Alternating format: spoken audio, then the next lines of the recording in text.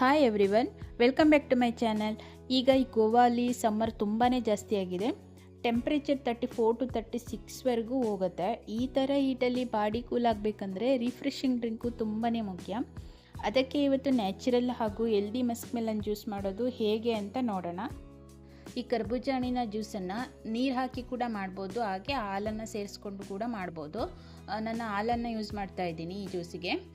ಮೊದಲು 1 ಗ್ಲಾಸಷ್ಟು ಹಾಲು ತೊಗೊಂಡಿದ್ದೀನಿ. ಅದಕ್ಕೆ 1 ಸ್ಪೂನಷ್ಟು ಕಸ್ಟರ್ಡ್ ಪೌಡರ್ನ ಹಾಕ್ತಾಯಿದ್ದೀನಿ. ಅದನ್ನು ಹಾಕಿ ಚೆನ್ನಾಗಿ ಮಿಕ್ಸ್ ಮಾಡಿ ಇದನ್ನು ಸ್ವಲ್ಪ ಕಾಯಿಸ್ಕೋಬೇಕು.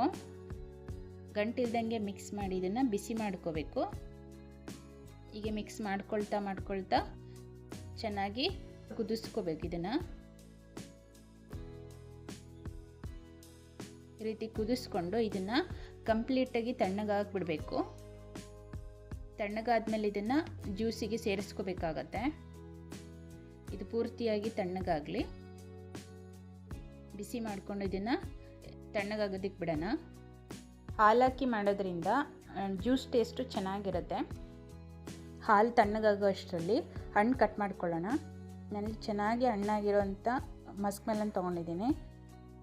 ಚೆನ್ನಾಗಿ ಹಣ್ಣಾಗಿದ್ದರೆ ನ್ಯಾಚುರಲ್ ಸ್ವೀಟ್ನೆಸ್ ಇರುತ್ತೆ. ಕಟ್ ಮಾಡಿಕೊಂಡು ಈ ರೀತಿ ಅದರಲ್ಲಿರೋ ತಿರುಳನ್ನೆಲ್ಲ ತೆಗೆದಿಟ್ಕೋಬೇಕು ಸಪ್ರೇಟಾಗಿ. ಎಲ್ಲ ತಿರುಳನ್ನು ಈ ರೀತಿ ಸಪ್ರೇಟಾಗಿ ಎತ್ತಿಟ್ಕೊಂಡು ಇದನ್ನು ಕಟ್ ಮಾಡ್ಕೊಳ್ಳೋಣ.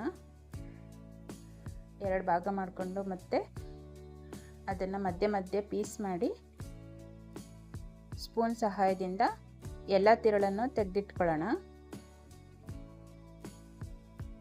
ಎಲ್ಲ ತಿರುಳನ್ನು ಈ ರೀತಿ ತೆಗೆದಿಟ್ಕೊಂಡಿದ್ದೀನಿ. ಇವಾಗ ಇದನ್ನು ಮಿಕ್ಸಿ ಜಾರಲ್ಲಿ ಹಾಕ್ಕೊಳ್ಳೋಣ. ಮಿಕ್ಸಿ ಜಾರಲ್ಲಿ ಹಾಕ್ಕೊಂಡು ಇದಕ್ಕೆ 2ರಿಂದ 3 ಸ್ಪೂನು ಶುಗರ್ ಹಾಕ್ಕೊಳ್ತಾ ಇದ್ದೀನಿ. ಈ ಹಣ್ಣು ನ್ಯಾಚುರಲ್ಲಾಗಿ ಸ್ವೀಟ್ನೆಸ್ ತುಂಬಾ ಕಡಿಮೆ ಇರುತ್ತೆ, ಹಂಗಾಗಿ ಶುಗರ್ ಹಾಕಲೇಬೇಕು. ಶುಗರ್ ಹಾಕಿ ಇವಾಗ ನಾವು ಈ ರೀತಿ ಪ್ಯೂರಿ ಮಾಡ್ಕೊಳ್ಳೋಣ.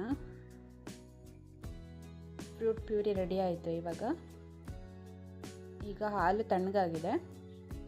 ತಣ್ಣಗಾಗಿರೋ ಹಾಲಿಗೆ ಈಗ ಜ್ಯೂಸನ್ನು ಸೇರಿಸ್ಕೊಳ್ಳೋಣ. ಜ್ಯೂಸ್ ಸೇರಿಸ್ಕೊಂಡು ಚೆನ್ನಾಗಿ ಮಿಕ್ಸ್ ಮಾಡ್ಕೊಳ್ಳೋಣ. ಈ ರೀತಿ ಥಿಕ್ನೆಸ್ ಬರುತ್ತೆ ನೋಡಿ. ಕಲರ್ ಕೂಡ ಚೇಂಜ್ ಆಯಿತು. ಇವಾಗ ಸರ್ವ್ ಮಾಡ್ಕೊಳ್ಳೋಣ. ಚಿಲ್ಲಾಗಿ 1-2 ಐಸ್ ಕ್ಯೂಬನ್ನು ಹಾಕ್ಕೊಂಡು ಅದಕ್ಕೆ ಜ್ಯೂಸನ್ನು ಸರ್ವ್ ಮಾಡ್ಕೊಳ್ಳೋಣ. ಇದಕ್ಕೆ ಸಬ್ಜಾ ಸೀಡ್ಸ್ ಕೂಡ ಸೇರಿಸ್ಕೊಳ್ತಾರೆ, ನೆನೆ ಇಟ್ಟು ಅದನ್ನು ಕೂಡ ಇದಕ್ಕೆ ಸೇರಿಸ್ಕೋಬೋದು. ಬಾಡಿ ತುಂಬ ತಂಪಾಗಿರುತ್ತೆ. ಇವಾಗ ಮೇಲೆ ನಾನು ಅದೇ ತಿರುಳನ್ನು 2 ಸ್ಪೂನಷ್ಟು ಎತ್ತಿಟ್ಕೊಂಡಿದ್ದೆ. ಆ ತಿರುಳನ್ನು ಹಾಕ್ಕೊಳ್ತಾ ಇದ್ದೀನಿ 1 ಸ್ಪೂನಷ್ಟು.